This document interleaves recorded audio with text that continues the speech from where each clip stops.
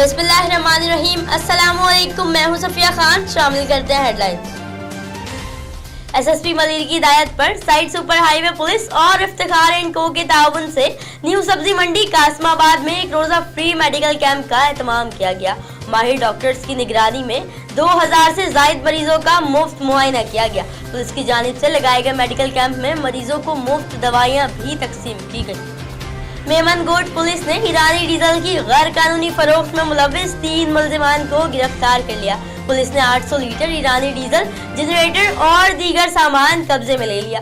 गैर कानूनी डीजल की फरोख्त से हासिल 1.5 लाख की रकम भी पुलिस ने अपनी तहवील में ले ली।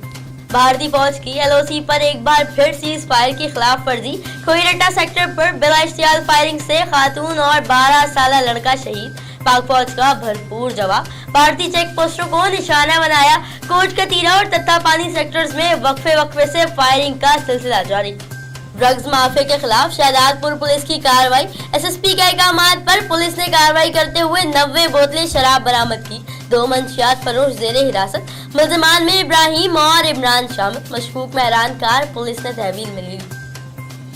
गुलिस्तान जौहर में दिन दिहाड़े गाड़ियों के पैनल और टेप चोरी होने लगे। 2 रुकनी ग्रुप ने की गुलिस्तान जौहर में वारदातें। नामालूम मुलजिम ने गाड़ी का शीशा तोड़ा और इंतहाई महारत से पैनल निकालकर फरार हो गया। मुलजिम का एक साथी मोटरसाइकिल पर इंतजार करता रहा। सीसीटीवी फुटेज सीएसएन ने हासिल कर ली। सिंध गवर्नमेंट ने आवाम को खुश करने का फैसला कर लिया। सिंध गवर्नमेंट का कराची में 25 सस्ते बाजार लगाने का फैसला।